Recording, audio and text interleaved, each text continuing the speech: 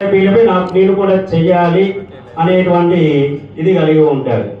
ఇక్కడ నందగోపుడు వీడు వెళ్ళగానే లోపలికి ముందు మంచం మీద ఎవరు కనపడ్డాడు? నందగోపుడు కనపడ్డాడు. ఎవరు? నందగోపుడు. అతన్ని అడిగేటటువంటి క్రమం ఇక అతన్ని అడుగుతున్నారన్నమాట. అవునా? చక్కగా అడగాలి. అవునా? వారు ఇది వరి కోతకు వచ్చిందన్నమాట. ఆ యొక్క ధాన్యం అంతా కూడా నెత్తి మీద పెట్టుకొని తీసుకెళ్తున్న వాడికి పోస్తున్నాడు. ఆ యొక్క ధాన్యం వాడికి ఏంటంటే అతను ఏమంటున్నాడు? గోడగుండు అంటున్నాడు. దానికాడ వాడి సంగతి చూస్తా అని చెప్పి ఆ దగ్గర తీసుకున్నా చెప్పేసి వాళ్ళ దగ్గర వెళ్తున్నాడు అన్నమాట. వీడు చూస్తారు, వాడు వెనక నుంచి వచ్చి ఏది ధాన్యం కూడా తీసుకున్నాడు. చూసి పెట్టుకొని ఆగుతాడు. రే నువ్వు ఉరికొస్తుంటే నీ చుట్టూ చూడే ఎలా నిల్చుందో అనేసరికి మరలా ఉరిపోయా. ఎందుకు వచ్చాయంటే ఏం లేదు, నీకు ఇంకో మూడు ఇద్దామని వచ్చా అని చెప్పేసి అంటాడు అన్నమాట. అయితే ఎలా పని చేయించుకోవాలి అనేటువంటి మన అమ్మకి తెలుసు అన్నమాట. అమ్మ చెప్పిందే శాస్త్రం. తిరుప్పావేలో వేద సారవంతానికి ఉంది. భగవద్గీతలో ఏదైతే చెప్పారో, వేదాల్లో ఏదైతే చెప్పారో ఆ సారవంతా కూడా మన అమ్మ తిరుప్పావేలో ఇమిడ్చిందనమాట. ఇప్పుడు నేను చెప్తున్నాను, ఎవరిని నందగోపుడు కనపడాడు ముందు. అంబరమే నేను ఆయన చక్కగా వస్త్రాలు ఇచ్చేది వాడయ్యా. అందరికి ఏమిస్తాడా? కావలసిన వారికి ఎవరికి వస్త్రాలు సరిగా ఉండవు వారందరికీ కూడా వస్త్రాలు ఇచ్చేటి వాడు. నువ్వు చక్కగా ఆ యొక్క దానం ఉంది ఆయన దగ్గర. అదేవిధంగా తన్నీరే ఇంకా ఏమిస్తారు? దానం కొన్న వారికి నీటిని ఇస్తారనమాట. ఆ నీటిని ఇచ్చే గుణం నీకుంది, నీటిని ఇచ్చే గుణం. సో అదేవిధంగా చక్కని అన్నాన్ని పెడతాడు అందరికి. అడిగిన వారికి లేదనకుండా పెట్టేటువంటి గుణం నీది అని చెప్పేసి ఊరుతున్న యొక్క ఆండాలు గోర్చి ఏం ఇస్తారు? ఇతను వస్త్రాలు ఇస్తారట అడిగిన వారికి. అదేవిధంగా నీరు ఇస్తారట. అదేవిధంగా అన్నదానాలు కూడా చక్కగా చేస్తున్నాడు ఇతను. ఎవరైతే ఈ యొక్క లేని వారు అందరికీ కూడా చక్కగా వారికి కావాల్సిన ఏర్పాట్లు చేస్తూ ఉంటారన్నమాట. మన గోదమ్మ వారి తండ్రి విష్ణుచిత్తుల వారు వారింటికి ఎప్పుడు ఎవరు వచ్చినా సరే చక్కగా వారికి కావాల్సిన అన్ని కూడా ఏర్పాటు చేసినాడు. చక్కగా వేడి ఇచ్చారు. ఎప్పుడు వచ్చినా 24 hours 24/7 మొత్తం ఇప్పుడు కూడా వారికి కావాల్సిన చక్కగా ఏర్పాటు వేడి ఇచ్చారు. అదేవిధంగా వేడిగా ఉన్నటువంటి అన్నం, మంచి కూరలు ఈ రకంగా చేసేవాడు. అట్లాంటి గుణాలు నీ దగ్గర ఉన్నాయా? ఎవరి దగ్గర ఉన్నాయట? ఈ నందగోపుడు దగ్గర నీ దగ్గర ఉన్నాయి అని చెప్పేసి తన్ని లేపుతుంది అనమాట. వస్త్రాలు ఇస్తారు, అదేవిధంగా నీరు కావాల్సిన నీరు ఇస్తారు, అదేవిధంగా అన్నదానం ఇట్లాంటివన్నీ కూడా ఆహారాన్ని అంతటి కూడా ఇతను ఏర్పాటు చేసే లక్షణాలు నీ దగ్గర ఉన్నాయా అని చెప్పేసి అంటాడు. మీరు అందరూ భాగవతం చదువుతారు కనుక అంత చదువుతారా? చదువుతారా? భాగవతం ఎక్కడైనా చెప్పారా ఈ యొక్క నందగోపుడు ఇలా దానం చేశాడని? భాగవతంలో నందగోపుడు దానాలు చేశాడు, వస్త్రాలు దానం చేశాడు, ఆహారాన్ని ఇచ్చాడు, నీటిని దానం చేశాడని చెప్పేసి మీకు భారతంలో అదే భాగవతంలో ఎక్కడైనా కనపడిందా? చదవలేదంటే ఎవరే అతను చేయలే, చేశాడా? మరి ఎందుకు ఒట్టి మాటలు కబుర్లు ఎందుకు చెప్తున్నారంటే, ఇప్పుడు మామిడి టెంక్ ఉంది కదా, మామిడి టెంక్ అని నాటితే ఎలా వస్తుంది? అది వృక్షంగా మారి మామిడి పండు వస్తుంది. ఇప్పుడు ఆ టెంకలో ఏముంది? ఇవన్నీ ఉన్నాయా? లేవా? మరి దాని నుండే వస్తున్నాయి కదా. అంటే నీకు ప్రత్యక్షంగా కనపడట్లే, కానీ అన్ని దాంట్లోనే ఉన్నాయి. అదే నీకు వృక్షమై పండుగా మారుతుంది. కాబట్టి ఇక్కడ నందగోపుడు బీజం, నందగోపుడు ఏంటి? బీజం. అతని కుమారుడైనటువంటి శ్రీకృష్ణుడు వికాసం. అతనిచ్చాడు ఇవన్నీ కూడా. ఎవరు? శ్రీకృష్ణుడు ఇచ్చాడు. కాబట్టి ఇతను ఇచ్చాడు కాబట్టి అతనికి కూడా అలాంటి గుణాలు ఉన్నాయి, నో డౌట్ అని చెప్పేసాడు. ఇతనికి శ్రీకృష్ణుడు ఇచ్చాడు. అందరికి వస్త్రం లేని వారికి వస్త్రం ఇచ్చాడు. తెలుసుగా మీకు, ద్రౌపదికి వస్త్రాలు ఇచ్చాడు అతను. వస్త్రాలు సమర్పించి అదేవిధంగా తెలుసు మీకు కుచేరులకు ఇచ్చాడు. అదేవిధంగా నీరు కావాల్సిన వారికి నీరు ఇచ్చాడు. అదే కాలేంది ఆ సర్పం మొత్తం కూడా నీటిని మొత్తం కూడా విసర్జన చేసింది. విసర్పం ఏం చేశాడు, ఆ యొక్క కాలింది మదాన్ని అంచేసి ఆ యొక్క నీటిని మొత్తం కూడా పవిత్రాన్ని చేశాడు. ఆ రకంగా వారికి నీటిని సమర్పించడం జరిగింది.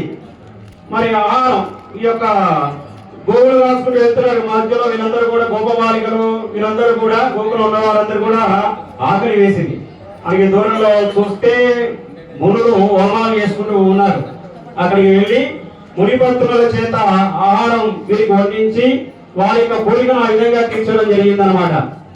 కాబట్టి ఏం చేశారు, ఇక్కడ ఇతను వస్త్రాలు ఇచ్చారు, నీటిని ఇచ్చారు, అదేవిధంగా ఆహారాన్ని సమర్పించడం జరిగింది. లేదని వారికి ఇచ్చేటువంటి గుణం నీది అని చెప్పేసి ఇక్కడ ఎవరు, ఇతను ఆచార్యుడు అనమాట.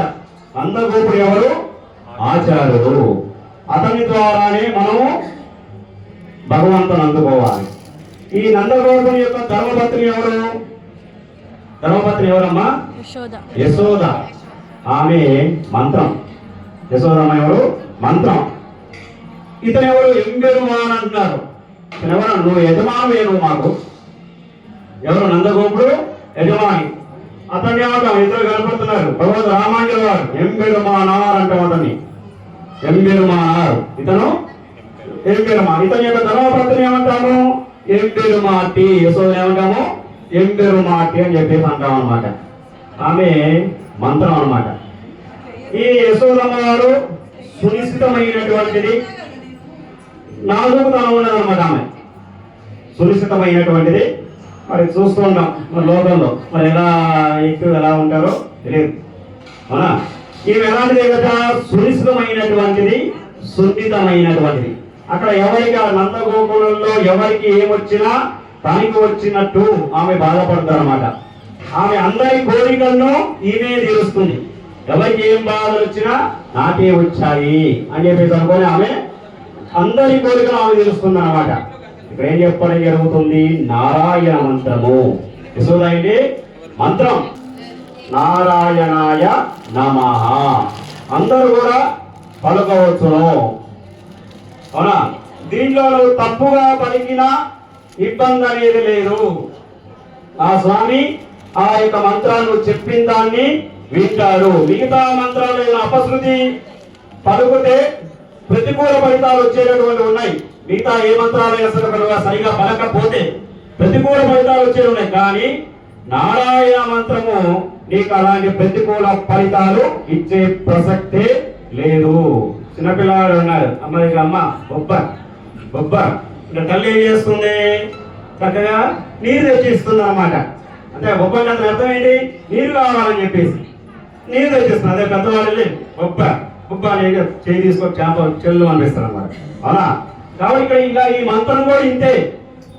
ఈ నారాయణ మంత్రము సకల కోరికలు, ఈ కోరిక ఆ కోరిక అనేది లేదు, సకల కోరికలను తీర్చేటువంటి అత్యుత్తమైనటువంటి మంత్రము నారాయణ మంత్రము. దానికి మించినటువంటి మంత్రము ఏది లేదు. మిగతా ఏదైనా ఉన్నాయనుకోండి, ఉపాసన దానికి తిరిగి యాడ్ చేసుకోండి. దాంతోపాటు ఈ మంత్రాన్ని యాడ్ చేయండి, కలపండి.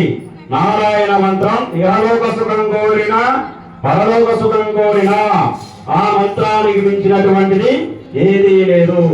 చక్కగా మనకి అతను అనుగ్రహించారు భగవద్ రామాంజుల వారు. గోపురానికి తాను ఏమైనా పర్వాలేదు, తాను నరకానికి పోయినా పర్వాలేదు, జనులందరూ తలిస్తే కావాలని చెప్పి అనుకున్నాడు. ఎందుకని ఆ మంత్రాన్ని ఎవరికి చెప్పకూడదు, కానీ చెప్తే ఏమవుతుంది, నరకానికి వెళ్తారనమాట. గురువుగారి దగ్గర తీసుకున్నారు, ఎవరికి చెప్పకూడదు అన్నారు. తెలిస్తే అందరూ కూడా ఏమవుతుంది, అందరూ కూడా మోక్షాన్ని పొందుతారు కదా. కాబట్టి నీ నరకానికి పోయినా పర్వాలేదు, జనులందరూ తలిస్తే చాలును, అందరూ బాగుపడితే చాలును అని చెప్పేసి గోపురాన్ని ఎక్కి అందరికీ కూడా నారాయణ మంత్రాన్ని ఉపదేశం చేశాడు. కాబట్టి యశోదమేంటి మంత్రం, ఇతను ఆచార్యుడు. యశోద దగ్గరికి వెళ్ళారు, లేపారు. అతని పక్కనే కనబడుతుందన్నమాట ఏది, పాదాలు. ఇంట్లో పిల్లలు నిద్రపోయేటప్పుడు ఏం చేస్తారు, దుప్పటి కప్పుకోవడం పాదం బయట కనపడుతుంది కదా, ఆ పాదంలో ఇది కనపడుతుంది అన్నమాట. అంబర మూడరత్తు ఓన్కి ఉలగలంద. ఆ పాదానికి శంఖము చక్కగా మంచిగా ఉంది, నలప శంఖము, చక్రము, ఈ రకమైనటువంటి గుర్తులు ఉన్నాయి అన్నమాట. అవునా, అంకుశాలు ఇలాంటి చక్కటి గుర్తులు ఉన్నాయి ఆ పాదానికి. ఓహో ఇతనే శ్రీకృష్ణుడు అని చెప్పేసి అనుకున్నారు. భగవాన్ ఎవరు? శ్రీకృష్ణుడు. కాబట్టి అతన్ని లేపుతున్నారు. ఎంత చక్కటి పాదం నువ్వు. ఆ యొక్క వామనుడికి నువ్వు వామన అవతారం ఎత్తావు. ఆ బలిచక్రవర్తి దగ్గర నువ్వు దానం తీసుకోగానే అమాంతం ఎదిగిపోయావు.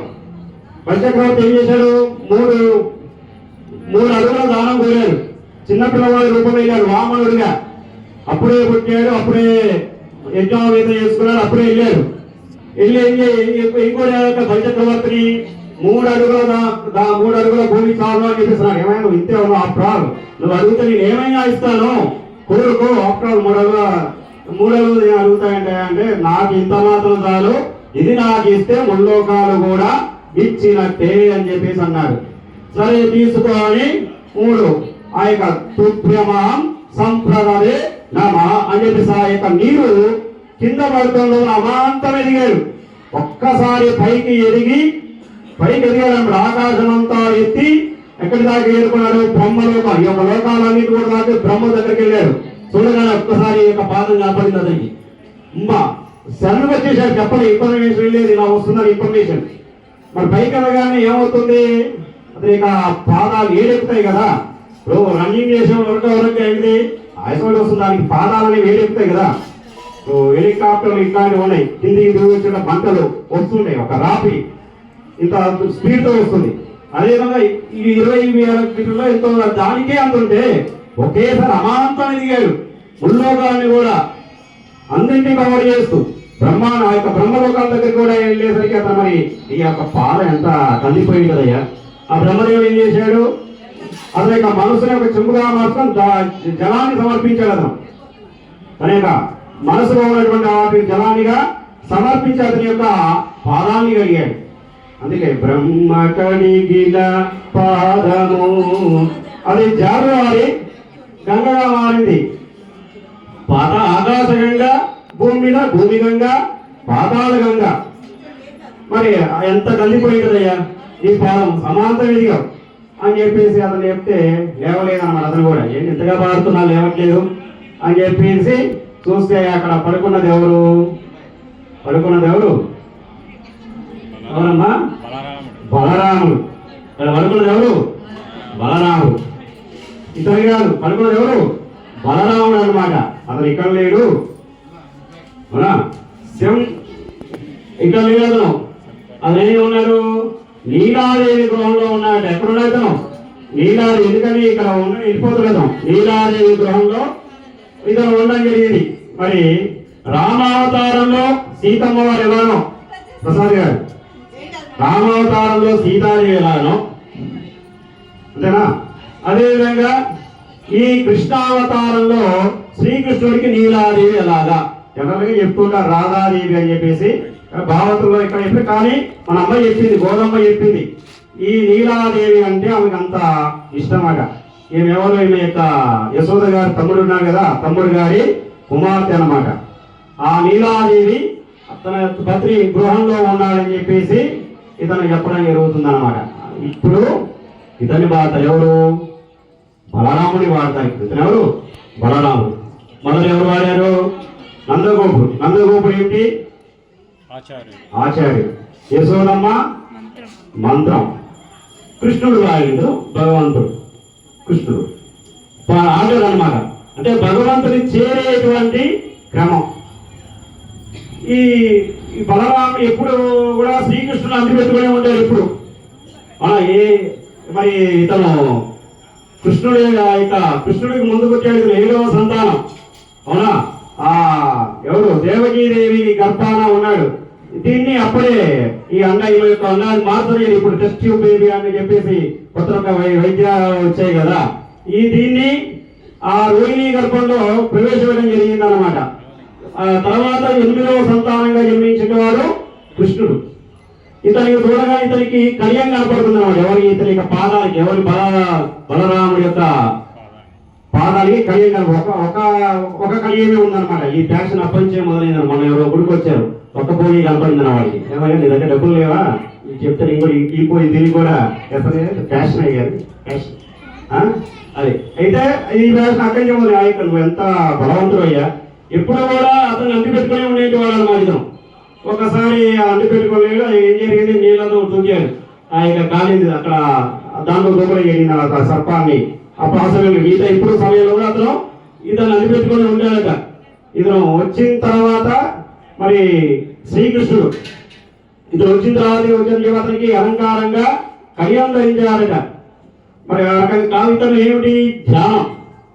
ఈ యొక్క భగవతు జ్ఞానం కలిగేంటి వారిని మనము వదిలిపెట్టకూడదు. జనరల్గా ఏం చేస్తున్నారు ఒకళ్ళు భక్తులు అంటే అని చెప్పేసి వాళ్ళు లెక్క లేకుండా ఈ రకంగా ఉంటారనమాట. ముందు భక్తుడిని మనం ప్రేమించాలి, అభిమానించగల వీళ్ళని కలుపుకుంటూ పోవాలి. నేను నాకు వీడికి భగవంతుడు అంటే ప్రేమే, కానీ అది నాకే దక్కాలి, ఎదుటివారు ఏమైపోయినా పర్వాలేదు అనుకొని ఉంటాడు. అలా ఉంటే దగ్గరికి రానియాడు, డిస్టెన్స్ పాటించిన అక్కడే ఉంటాడు. అందరినీ కలుపుకుంటూ వస్తుంటాడు. వాళ్ళు వచ్చాడు అంటున్నాడు అనుకోకుండా పంతులు నాకు గణపతి పక్కకి అంటే అతని ద్వారా పోవాలి. నువ్వు భగవంతునికి నేరుగా దొరకదు. నీకు వచ్చే అర్చకుని యొక్క మార్గాన్ని చూడటం జరుగుతుంది అక్కడ. కాబట్టి ఈ యొక్క భగవత్ భక్తులతో పోవాలి. ఈ 4 మార్గాల ద్వారా ఏమిటి, ఆచార్యుడు నీకు దారి చూపెడతాడు, నీకు మంత్రానుభూతి చేస్తాడు. బుక్స్ చాలా వచ్చినాయండి, చదువుకునే దానిలో నాకు ఇవన్నీ ఎందుకు ఎవరు నేర్పించక్కర్లే. ఇప్పుడు బుక్స్ ఉంటేనే ఏదో వస్తుంది అనుకుంటే, మోక్షం వస్తుంది అనుకుంటే ఆ ప్రింటింగ్ మిషన్ టక్కటకూడదు, గుర్తునే ఉంటుంది. అలా దానికి ఎప్పుడో మోక్షం రావాల్సింది. సేల్స్ మ్యాన్ అమ్ముతూనే ఉంటాడు చాలా పుస్తకాలు ఇట్లాంటివి. అవునా కాదు, ఆచారాల ద్వారా నువ్వు పొందినటువంటి మంత్రము నీకు అది సిద్ధిని కలగజేస్తుంది. ఇది నీకు భగవంతుడిని చేరేటువంటి మార్గము. ఆచార్యుడు దానికి మంత్రం తోడు కావాలి. అదేవిధంగా ఈ ఆ కృష్ణుడు భగవంతుడిని పొందాలంటే భక్తులందరినీ కూడా తోడు చేసుకుని వెళ్ళాలి, ఒంటరిగా వెళ్ళకూడదు. పరాపర వెళ్ళినా సరే నువ్వు అందరినీ కలుపుకొని పోవాలి అని చెప్పేసి యొక్క పాసురుల అమ్మగారు చక్కగా తెలియడం జరిగింది. తిరువడిగలే శరణం. ఒక్కసారి చెప్తాను, ఇంకా చెప్పవచ్చును, కానీ మరి చాలా సమయం అయింది కాబట్టి మనం అందులో ఏదైతే విషయం ఉందో అంటే తక్కువే చెప్పారని చెప్పుకోవచ్చు. మన శక్తి ఎంత, మన సమయం ఎంత అంటే దీంట్లో మనకి కావాల్సింది మనం ఎంత అయితే దాన్ని ఆస్వాదిస్తే చాలు. మనకి మంత్రం కావాలి అంటే ఆచార్యుల ద్వారా పొందాలి. బంధువులందరి జ్ఞానం కలిగిన వారిని తోడు చేసుకుని ఆ యొక్క భగవంతుని మార్గాన్ని చేరాలని చెప్పేసి ఒక పాసురంలో మహావైభవీతంగా అమ్మవారు చక్కగా పాడింది. అర్థమైంది కదా. భగవంతుని చేరే మార్గం ఏమిటి చెప్పండి ఒకసారి. భక్తి. ఆ భక్తి, నీకు భక్తి ఉంది, వెళ్ళిపో, పక్క పెట్టేస్తాడు. ఆచార్యుడు కావాలి. అవునా, నిలవాలి. ఆచార్య ద్వారా మంత్రాన్ని పొందాలి. అవునా, మా ఆలయంలో చక్కగా చెప్పాం. సరే, కోరికలైనా ఉంటే మీకు ఒక మంత్రం ఓం నమో వెంకటేశాయ నమో చేస్తున్నారు. ఈ మంత్రాన్ని కూడా శక్తి. మిగతా వాటిలో మంత్రాన్ని చెప్పిస్తే నీకు దాంట్లో ఎలాంటిది దోషం ఉన్నా సరే, నీకు తప్పుడు పలికినా ఇలా చెప్పినాం. మిగతా మంత్రాల్లో చదువుతులే చెప్పని చెప్తున్నారు. ఏ మంత్రం ఏందో కానీ మరి ఈ మంత్రాన్ని మాత్రం నీకు ఎలాంటి తిరుగులేదు. చక్కగా నమో నారాయణ అనుకో, ప్రదక్షిణ నమో వెంకటేశాయ నమః. దీంట్లో నారాయణాయ మంత్రం దానికి మించినటువంటి సకల కోరికలు తీర్చేటటువంటి మంత్రము. జై శ్రీమన్నారాయణ. చెప్తాను, చెప్పండి. అంబరమే తన్నీరే సోరే అరం సెయ్యం ఎంబెరుమాన్ నందగోపాల எழுந்திராய் கொம்பனார்க்கெல்லாம் கொழுந்தே குலவிளக்கே எம்பெருமாட்டி யசோதா அறிவுராய் அம்பரம் ஊடறுத்து ஓங்கி உலகளந்த உம்பரு கோமானி உறங்கா எழுந்திராய் செம்போர் கல்லடி செல்வா பலதேவா உம்பியும் நீயோ உறங்கோ ஓர